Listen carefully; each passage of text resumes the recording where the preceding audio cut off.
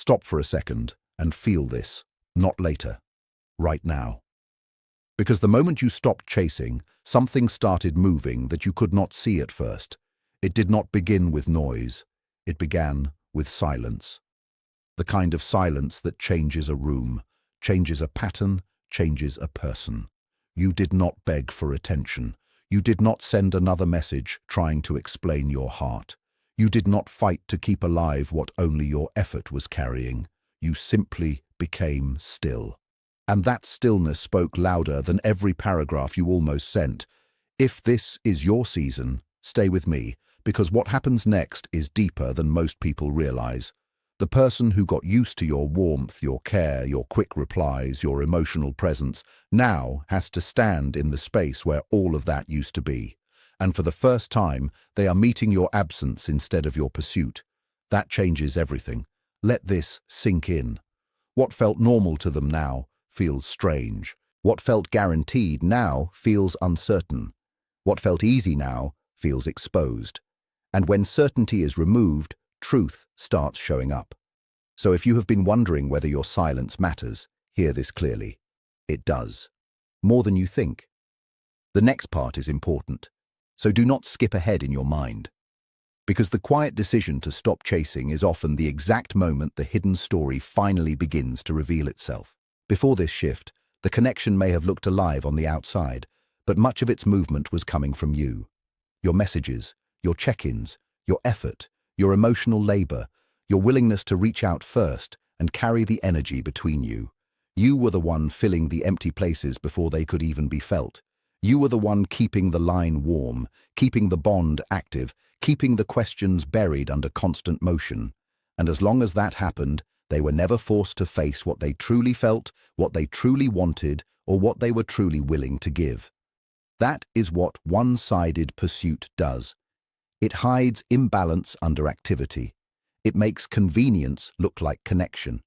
It makes emotional dependence look like love. But once you step back, the whole structure is tested. Not by drama, not by confrontation, by truth.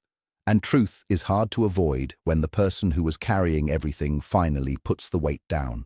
Stay with this, because many people miss the meaning of this stage. They think silence means nothing is happening, but silence is often where the real reaction begins. It interrupts comfort.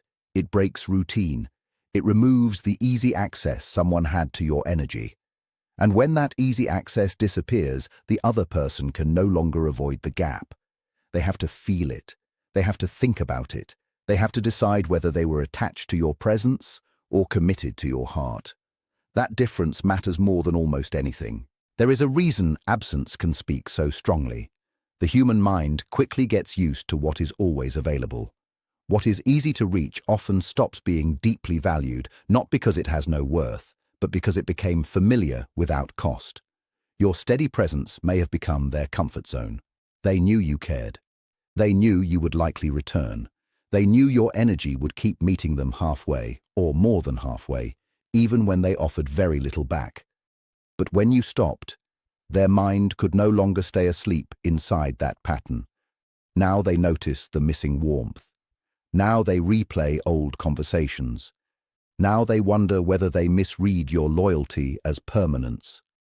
This is where quiet curiosity begins. This is where confusion starts to grow.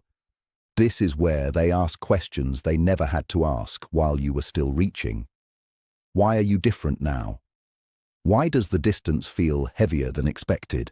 Why does the silence seem louder at night? Why do ordinary moments suddenly feel off? If you know this feeling, keep listening, because this is where many stories turn. Your silence did not create confusion out of nowhere. It exposed confusion that was already living inside an unbalanced bond. It revealed how much they depended on your effort to avoid making a real choice. And now that your effort is gone, choice stands in front of them like a mirror. No excuse, no shortcut, no borrowed energy, just truth staring back at them. This is also the moment your heart begins to come back to you. That matters, because stopping the chase is not only about what they feel, it is also about what returns to you when you stop pouring yourself into a place that kept draining you. Energy comes back. Clarity comes back. Peace comes back in small pieces at first, then in stronger waves. You may still miss them. You may still feel the urge to reach out. You may still wonder if one more message would fix it. But underneath those emotions, something new starts growing. Self-respect, discernment, emotional steadiness. You begin to see what was hidden when you were too busy trying to save the connection. You notice how often you made excuses for their silence. You notice how often you accepted little and called it potential. You notice how much of your hope was built on who they could become instead of who they consistently showed themselves to be. That awakening can feel painful. It can also feel holy. Because every time you stop abandoning yourself to keep someone else comfortable, you take one step closer to freedom. Remember that. You are not losing power in your silence. You are recovering it. And the more your mind clears, the more you understand this simple truth. Chasing cannot create mutual love. It can only postpone honest reality. If they value you, your silence will bring them face to face with that value. If they do not, your silence will save you from wasting more of your life in confusion. Either way, truth is beginning to work for you. What they do next often reveals more than anything they ever said before. Words are easy when your energy is carrying the connection. Promises are easy when they do not have to prove them. Vague affection is easy when you are always the one closing the gap. But when you stop chasing, response becomes revelation. A mature person will not only notice the shift, they will reflect on it, they will examine their own behavior. They will ask themselves if they were passive, selfish, avoidant, proud, or emotionally asleep. They will not just miss your attention, they will question their own lack of effort. They will feel the discomfort and let it teach them something. An immature person often does the opposite. They may pretend it does not matter. They may become colder to protect their ego. They may wait in silence, hoping you break first so they never have to risk honesty. They may minimize what you meant simply because admitting your value would force them to admit what they mishandled. Watch this closely. This part matters. The response to your withdrawal shows whether they want connection or just access. It shows whether they are capable of choosing love when it requires courage. It shows whether they can carry accountability without running from it. And if they cannot, then your silence is not punishing them. It is protecting you. Sometimes the greatest answer is not a dramatic confession. Sometimes the answer is what they failed to do when the burden is no longer yours to carry. There is another layer here that many people overlook. Sometimes your constant presence was helping them feel emotions they had not truly built on their own. In other words, your attention kept the bond alive more than their own depth did. Your messages, your care, your availability, your consistency created an emotional atmosphere they could enjoy without ever fully choosing. But once that support is gone, whatever remains is real. If their feelings are genuine, they begin to feel your absence in a deeper way. Not as a missing habit only, but as the loss of a specific person who brought something irreplaceable into their life. They begin to miss your voice, your spirit, your peace, your way of seeing them, your way of making ordinary moments feel softer and more alive. But if their feelings were shallow, your absence reveals that too. And painful as that may be, it is still mercy. Because false hope keeps people trapped longer than honest disappointment. Let that line stay with you. False hope traps. Honest truth frees. This is why silence can become a gift, even when it hurts. It removes fantasy. It strips away borrowed momentum. It lets reality breathe, and reality is the only solid ground on which anything healthy can be built. So if you are in that waiting place, do not rush to break it just because it feels uncomfortable. Some answers only become clear when your voice is no longer covering what their actions have been saying all along. At first, they may not respond in a clean or obvious way. Most people do not. The first reaction is often internal. Confusion, restlessness, curiosity. A strange pull they do not know how to name. Their days may keep moving, but something feels slightly unsettled beneath the surface. They may check their phone more than usual. They may revisit old messages. They may hear your absence in quiet moments they used to ignore. They may tell themselves it is nothing, then think about it again later. This is how silence works sometimes. It enters slowly. It spreads quietly.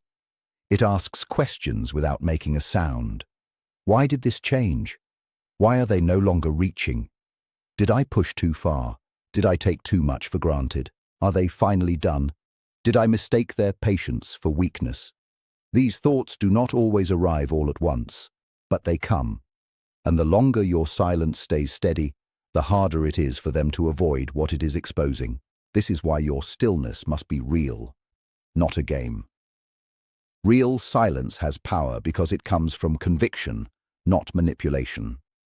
It is not a trick to force a reaction. It is a boundary that says, I will no longer spend my soul where there is no mutual care. That kind of silence carries weight. That kind of silence changes you too.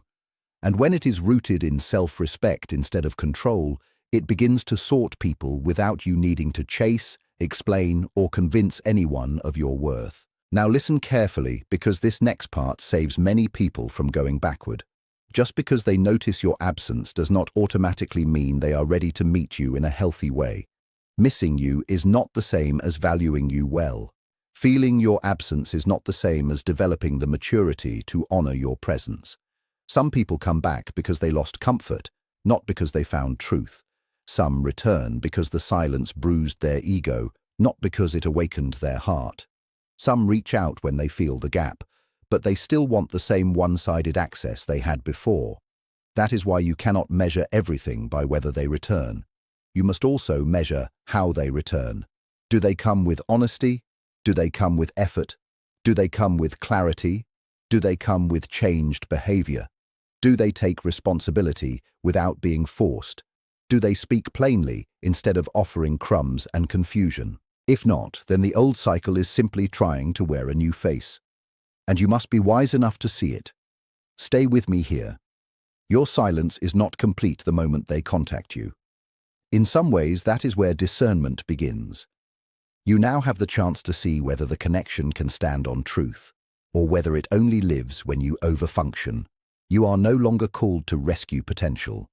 You are called to recognize reality.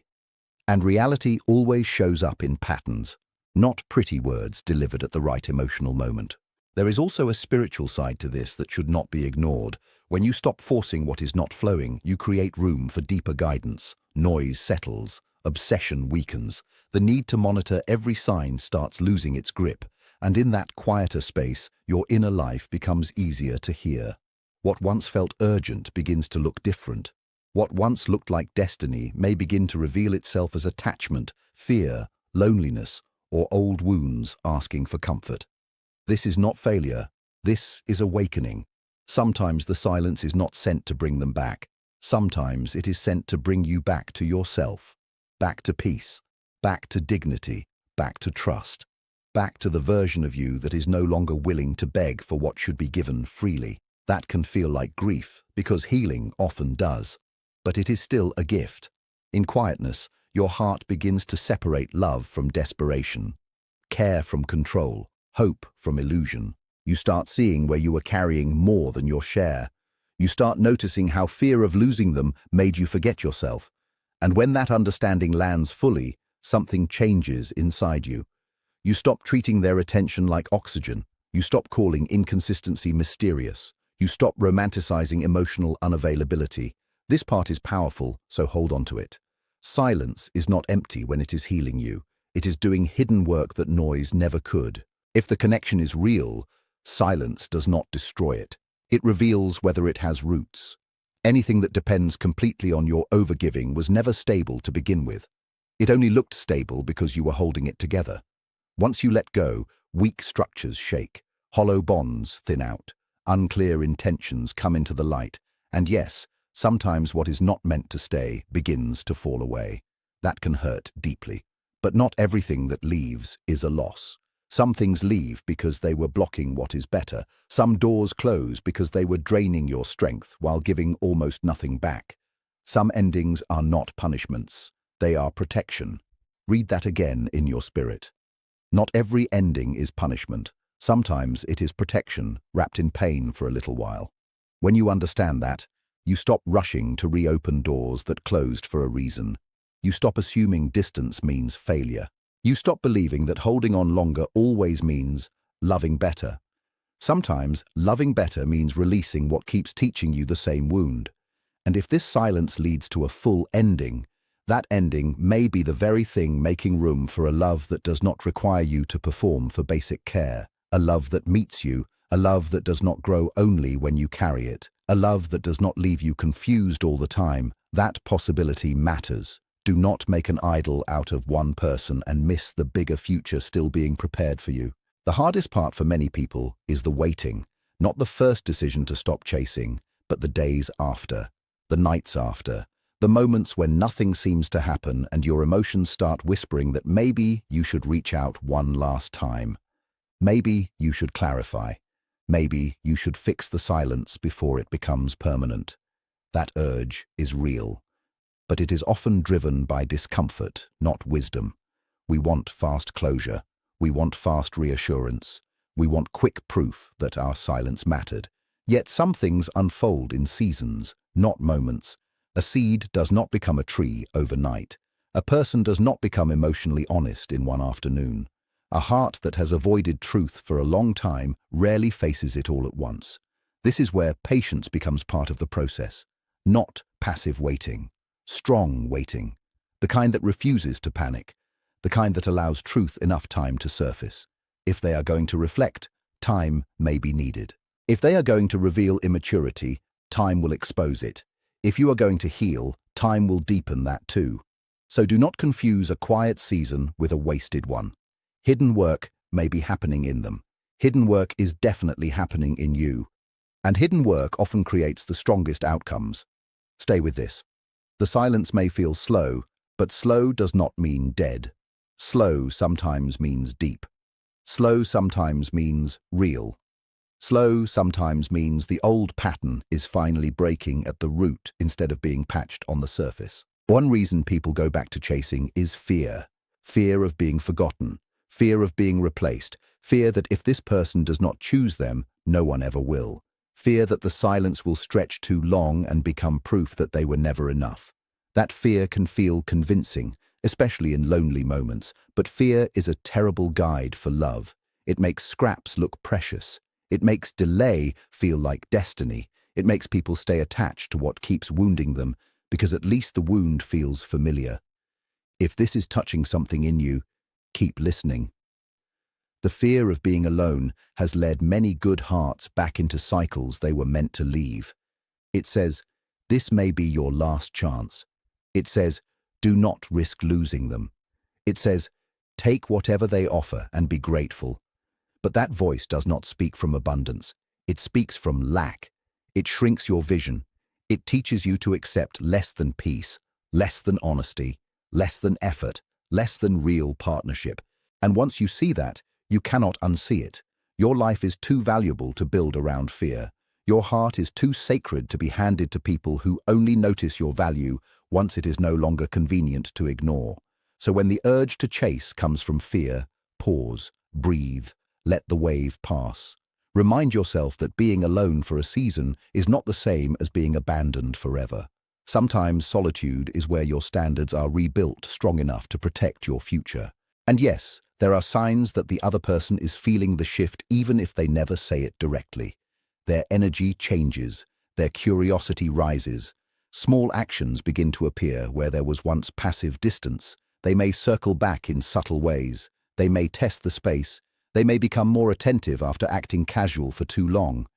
They may remember details they once ignored. They may try to re-enter your world without fully naming what they are feeling. But do not let subtle movement alone sweep you away.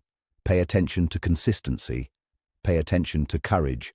Pay attention to whether their interest has direction. Anyone can feel a sudden emotional reaction when access changes. Not everyone can turn that reaction into honest action. That is the difference. If they are serious, they will move with more than impulse. They will show effort over time. They will not make you do all the emotional work again. They will not hide behind half signals and expect you to decode the rest. They will not ask for your softness while refusing to offer security. This is where your growth becomes visible. The old you might have rushed in at the first sign. The healed you watches. The healed you listens. The healed you lets actions finish their sentence. And that is not cold. It is wise. It is loving in a cleaner way. It protects your peace without closing your heart. It allows possibility without abandoning discernment. If they are meant to step forward, let them step fully. You do not need to drag truth into the room anymore. Truth can walk in on its own. There may come a point where they finally recognize what your presence really meant. Not the easy access, not the attention, not the routine. You, your actual heart, your patience, your loyalty, your emotional depth, your gentleness, your steadiness, your faith. The way you saw them beyond their walls. The way you gave warmth without making a performance out of it. The way your presence made things lighter, safer, softer. Sometimes people only understand value after the room changes, after the message stops, after the familiar comfort is gone. And when that realization hits, it can hit hard. But even then, your task is not to be impressed by late awareness alone. Your task is to stay rooted in what is true now. Have they become capable of meeting what they once received so casually? Have they grown enough to handle what you offer? Have they learned that love is not maintained by your endless effort alone? These are the questions that matter. Not whether they miss you for a moment, but whether they can honor you moving forward. This part is crucial, so hear it clearly.